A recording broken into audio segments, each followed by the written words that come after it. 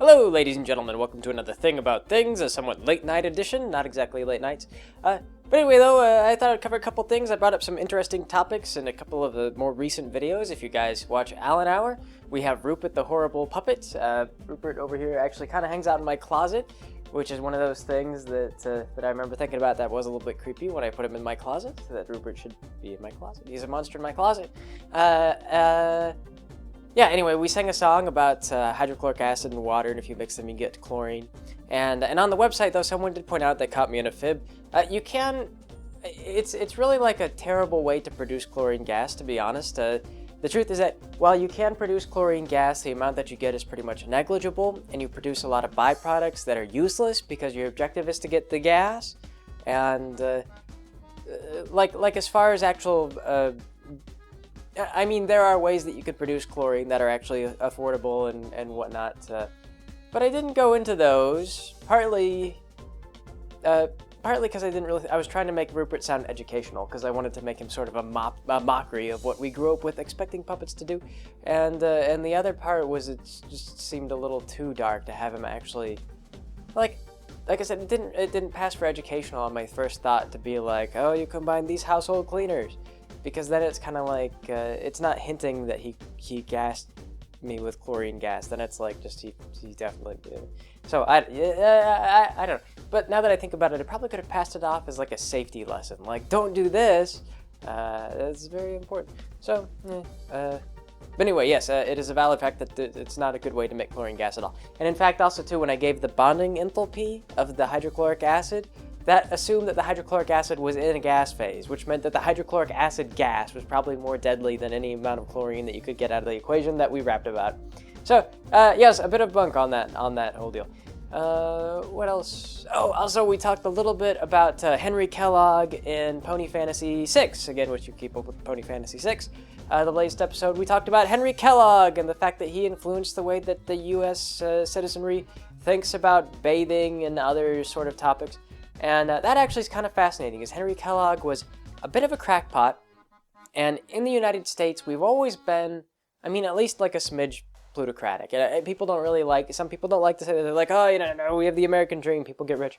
And there are statistics that say that we're not the most equal first world country in the world. And so sometimes when people get very wealthy and then they go insane, they have a lot of influence on the world, they have a lot of influence on the US, and they do alter the face of our culture. Henry Kellogg was one such case study. I believe that there have been millionaires throughout the history of the United States, you can't argue this, who have been very influential on the way that the US has developed over time. And I believe that that's still an ongoing thing. So, I won't discuss it now, but we might maybe in the next Pony Fantasy episode. If I can find like a lot of interesting anecdotes about rich people and the way that they've influenced the growth of America, maybe we'll do that, since that's our rich people episode, seeing as how we'll be in Owzer's house, Owzer being the richest.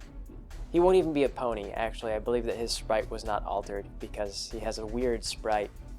But yeah, anyway, so that's the news. Let's talk more about Children of the Sandler. Yes, where we last left off, we had just evaded the police in a manner of speaking by getting captured by them, and then being held by them, and then crashing a battleship by shooting one of their intercoms, which we didn't know. The intercom was actually the critical weak point on the battleship. They were all programmed to self-destruct when they lose their intercoms, or so Sandler tells us. Anyway, though, so Iggy goes back to the port where we had our ship docked, and he gets a hold of his that racing ship, the golden racing ship that Sandler got us. And so he takes it out, he tells everyone else, we all kind of regroup at the ship, because that's just sort of what happens. It's like, oh, everyone suddenly has this spontaneous idea to regroup at the ship. Ah, yes, no out-of-character information being used here, we're all good role players. And anyway, so everyone regroups at the ship, and so Iggy says, I'm going to this patch of forest, I'm going to this part of the woods, come out and meet me here. And so he gets in the racing ship and then flies it out to that little patch of the woods, despite the place still being blockaded by military patrol ships. So the rest of us head out there, with Charon specifically limping because he was very, very badly wounded, and we all regroup out in the woods. So he just lands and he goes, this is where I will stash all my ill-gotten gains. Now that I've lost the hat, they know who I am, like they know what I look like, they'll be looking for me, there's snipers on the roof, this is bad. So what we're going to do now is we have to play it cool and safe a little bit. And so so I informed the group. I said, Charon is like dying. He's like bleeding out. So Charon is not going to be active for a little while. So I elected to have Charon just nap for the duration, for like a session or so, I believe it was, because Sandler would not let us do much of anything. And so the party decided that would be the objective, is to go out and get some kind of cure, for some kind of magical healing salve or something like that for Charon, so that we could get him back into action, because Sandler, wouldn't intervene. And that was fine, because that's kind of how that goes sometimes in games that have very long healing times. That's very typical. So the party set out to go get some healing salve, and Charon was left behind. And of course, Sandler decided that now was the perfect time to spring an encounter on the place that we had just relocated to be hidden. Is somehow, with Charon being the only one still back at the new forest base, an entire squad of power-armored super troopers showed up, and they surrounded me. And so I'm just like lying there sleeping, and they walk into base, and then they shoot me. And they don't kill Charon. It was just one of these things, like, we'd gone through so many... Oh, no. Get ahead of myself. There was one more thing that happened. Apparently, at some point during his raids, Iggy had picked up some kind of power crystal. And it turns out that what this was, it was a summoning materia. Sandler didn't tell us this explicitly, but it was a little green orb, and it was a crystal. And I was just sitting around alone with it. And lo and behold, it activates spontaneously. And it summons this little grasshopper, like Jiminy Cricket, except for he's a grasshopper, not a cricket. And he starts talking to me. Like, he wakes me up specifically to talk to me. And I can't remember, but whatever it was just more of Sandler's asinine nonsense, where he was just tormenting my character. It was something like he wakes me up and he starts to talk to me, and then it just rapidly devolved into condescension. It was one of those things. It was like, who are you? And then it was like, I'm Charon. Oh, that's a stupid name, my name is whatever. And he was like, okay, I'm sleeping, go away, noisy grasshopper friend. And he wouldn't go away, he wouldn't leave me alone. Sandler wanted to establish that this was a very powerful entity, and that it had supreme control over me. And so, because I kept trying to go back to sleep and ignoring this grasshopper because I didn't want to talk to it, he decided to make it attack me. So he picks up that 100-sided die that I told you guys about, basically the sphere with 100 numbers painted on it. He attacks me with it, and he just rolls the 100-sided die to see how much damage he'll do. And this with the character basically on his last legs. And I could not believe my luck, he rolls a 1. And this not too long after Alex had rolled a 100 to see how lucky he was. And so he rolls a 1 for damage. And Charon, so it's like a little nip. And so Charon is just mad. It's something that he can just soak and shrug. He's just like, no, what are you doing? Stop! No biting.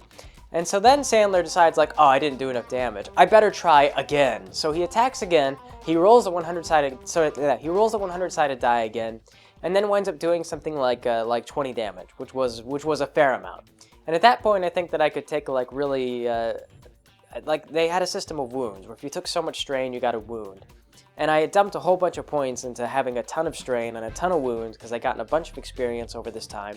Because Sandler had no perspective of experience. And so I had like a wound remaining. And then like a little bit of strain left over from being bitten by this grasshopper. And so at that point, I think that I just dropped character. And I just kind of like looked at Sandler and I was like, look, you are objectively just killing my character. Like, if you roll that die again, you will probably just flat out kill me. And there is nothing I can do to stop you. So he goes, oh, okay. The grasshopper turns back into a crystal. And I go, okay, great. That's good. I'm glad that we had this little encounter, Sander. That's really wonderful, because it means freaking nothing to Charon, because he's just a confused wolf man. He's not gonna... So yes. So that happens, and then the soldiers in power armor show up, surrounding the wounded, nearly dead Charon.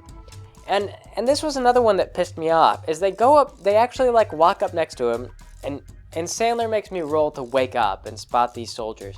And so I wake up, and I see them, and I think to myself, like, they weren't even interested in a Luperothi before. I mean, like, Luperothi are property, and I am clearly nearly dead. And so I see them, and Sandler goes, what do you want to do? What's your reaction? And there's no running. I'm surrounded. There's no hiding. I'm out, and I'm like in a grove, and they're all protected by the trees. So I say, nothing. I'm going back. Charon goes right back to bed. Like, this is coming. Like, you're going to kill this character or you're not. It's up to you, Sandler, whatever you want to do. because you've ambushed in the position that we specifically relocated to be hidden. So, Sandler shoots Charon. He shoots him once. Doesn't roll enough to kill Charon. So, Charon just gets up, gives the guy a grumpy look. Like, I can't remember if I rolled intimidation or not, but it was one of those things. It was just like, give him the most, like, just dissatisfied, I can't believe you just did that look. And then get up and walk to the other side. Like, it was all I could do. I just circled around to the other side of this little lifeboat, and I just laid down there, and I said, Sandler, go back to sleep. Because I wasn't going to fight an entire grove full of soldiers. And so he goes, okay, well, they steal the crystal, and they run off with it. And I go, good! That crystal was a freaking monster, it nearly killed me. Like, I'm glad they took it. Let them have it. Let it kill them.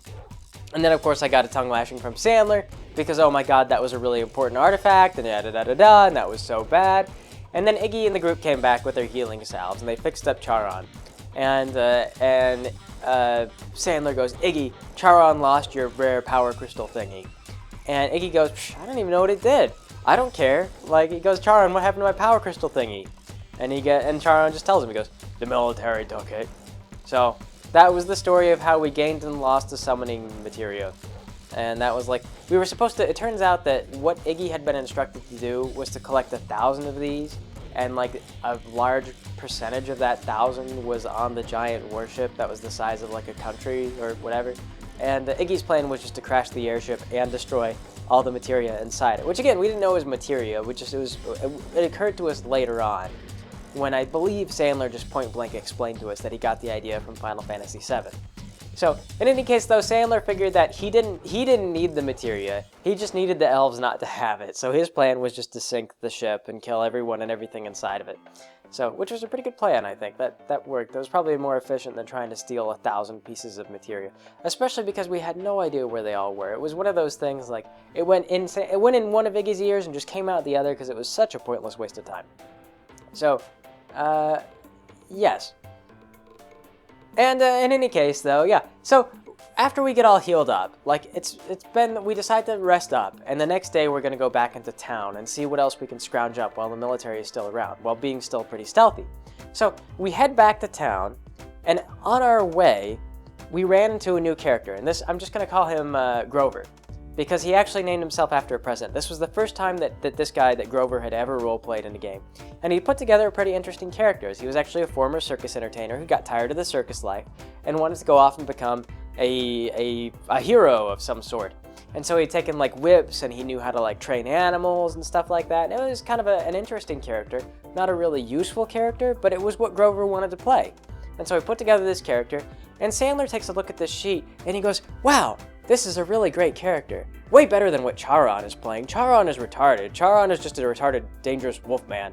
But this is a really in-depth character. I really like this. You know, this is going to be a great heroic character. This whip finesse thing, this is going to be awesome. And so Grover just goes, yeah, he's not going to be a battle character. He's going to be probably more like handling the finances and stuff like that, if I can get away with that. Like, if people will let me manage their money. And Iggy just goes, no. He goes, well, then I'll manage my own money, I guess. Grover said, I'll manage whatever money I can. And so he was going to be the business. He wanted to be our fence, was his plan. He didn't want to be a soldier. But Sandler wanted this well-fleshed-out fence, former circus trainer, to be a soldier. So what happened is, when we ran into Grover, we introduced ourselves. We said, hello, it's good to see you, Grover. I'm Charon, and I showed him my bag of heads, and I explained to him the hierarchy. I was like, I'm Charon, this is Iggy. Iggy is in charge, he's the leader. I'm Charon, I'm second in charge. Like, I'm in charge of you, you have to do what I say. And I told him that, and I remember Grover, it was one of those things like he's like, oh yeah? And we had an intimidation roll off, and it was one of those things where like Grover knew that I was a much higher level character. And I had points invested in, like I said, Charon by this point was really powerful. It was kind of nuts how strong he got in so little time. But Sandler just had no real perspective of the experience system. But anyway, so Grover loses the intimidation challenge, and he goes, okay, you're in charge, whatever. I'll go with you. I'll go along with whatever you want. And it was kind of his plan was to do pretty much what Iggy did. It was just to use my stupidity against me and just be like, yeah, you're a good dog, Like, that's great, you're in charge. Who's in charge? You're in charge, yes. And so on and so forth. That's what he did starting off. Now, it wasn't too long after his character got introduced, though, that Grover had to go to work. Because unlike the rest of us at that time, I mean, we were all high school students, Grover had a job and he had to work on the weekends. And it was kind of one of those crappy middle-of-the-day shifts. So he went off to go to work. And it was very shortly thereafter, like, the way that Sandler liked to do things is that when people left, if he really liked their characters, he would want to play as them. So Sandler took over Grover's character. And I can't even remember what the conflict was, but it was some kind of conflict that Sandler orchestrated, where we got into a little scuffle. And I believe that Charon tried to take the head from someone that he killed, as was his custom, which Sandler didn't like because he thought it was barbaric. So Grover, despite having already figured Charon out, decided to directly interfere with Charon from collecting his head. Sandler through Grover. So Sandler, using Grover, makes Grover approach Charon and orders him to leave that head where it was.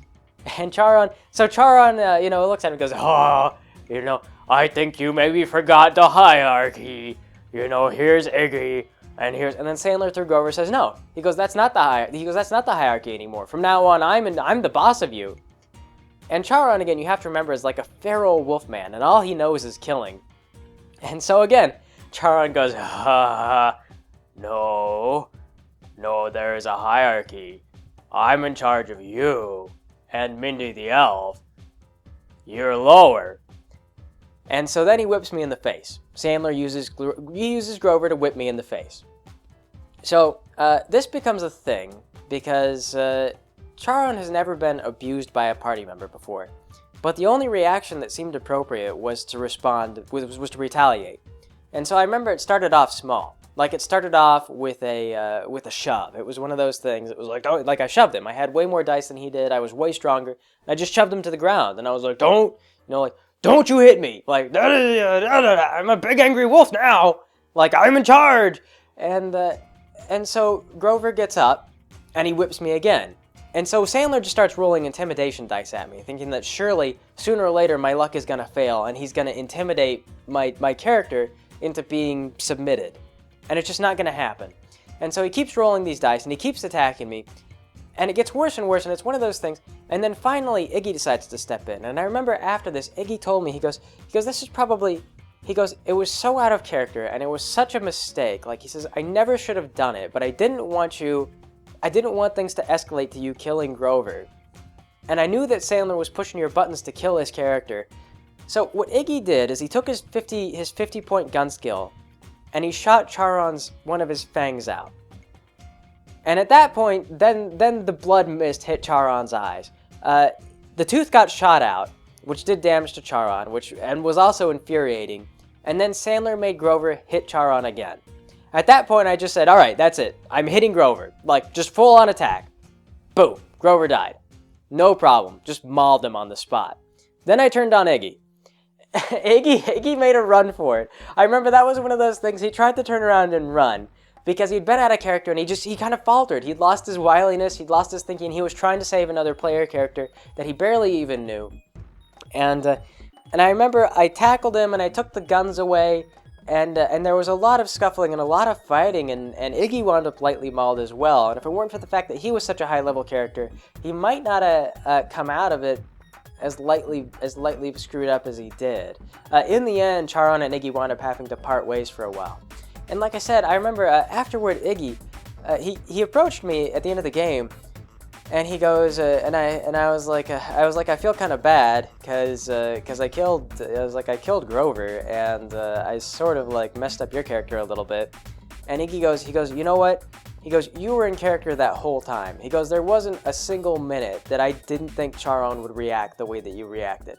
He goes, you were a simple animal, you got angry, and you attacked us out of anger. And he says, but the thing is, we provoked you. And he goes, and I shot you, and you trusted me. And he says, I never would have done that if I hadn't dropped character myself. He says, Sandler got involved, he took over Grover, he screwed up the dynamics between all the characters, and he turned it into a dominance battle, and Grover died. And that first time I blamed myself. But here's the thing.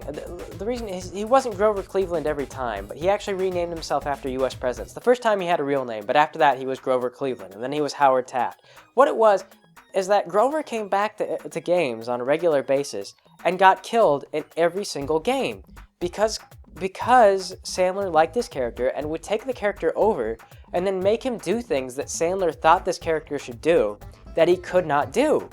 And when I wasn't killing him, the NPCs were killing him, or a spider would kill him, or something. They just kept getting killed because Sandler believed that this was a character that should be something that he wasn't. And so I felt bad the first time, but then after like the umpteenth time that Grover got killed, I stopped feeling bad, and I realized that Sandler was going to kill this character one way or the other. And Grover realized it too. But the first time back though, Grover came back, and you can imagine that he was rather furious because he spent a lot of time fleshing this character out and coming up with the backstory and like giving him all these skills and doing all this stuff. And he goes, "You killed me while I was away." And Sandler goes, "Nuh-uh, Charon killed you." And I explained it to him. I goes, "I did kill you." I says, "You hit me in the face with a whip, and you tried to dominate me, and it didn't go so well. You rolled really poorly, and things got violent. It escalated, and it just became that's how it went. Your character tried to dominate me through violence because Sandler wanted that, and my response was to dominate you through violence, and it wound up killing you. So yeah, a bit of party and fighting. Grover was not happy, but Sandler told him that he would make it up to him. He says, "I can introduce your character again in the next session, like if you want to make a new character." And Grover goes, "Oh, sure, I'll make a new character." And that's when he erased the name of his old character and just wrote a new name on it. And he goes, "Oh yeah, I'll bring in Howard Taft." And so anyway, so he says, "But what you can do is you can roleplay as Sandler's adopted daughter, Kilala, in the meanwhile." And so the first thing that Grover did is he took Kilala, he found a dumpster, he sat her down in the dumpster, took off all her clothes, and then ate broken glass. and I remember Sandler was like, "You can't make Kilala do that." And he goes, and Grover goes, "It's my character." He goes, he goes, "If you're gonna make Grover get himself killed by attacking one of the strongest party members, like one of the most strongest, stupidest party members in the game, then I can make Kilala sit in a dumpster and eat broken glass." And so I can't remember, like Sandler just goes like, "Okay, fine, she eats broken glass, but she doesn't die from it because she's my NPC." So that actually became a theme because, like I say, Grover lost his character in every single game, and he wound up playing as Kilala at the end of every single day that he came to play with us. It was one of those things like I remember at one point he eventually got her pregnant because he kept having unprotected sex with like NPCs. He would just like go to a bar. Like he kept doing things like every time that his character died because of something Sandler did. He tried to get Kilala killed or to wreck her life through something else. She wound up with like an illegitimate child because of his control of Kilala. So yes, it was just contagious. Like Sandler would do things to us and then we would just do things right back to try and screw up his game and ruin his NPCs and do everything else. So, anyway, that is it for the day. I suppose that I will catch you guys later.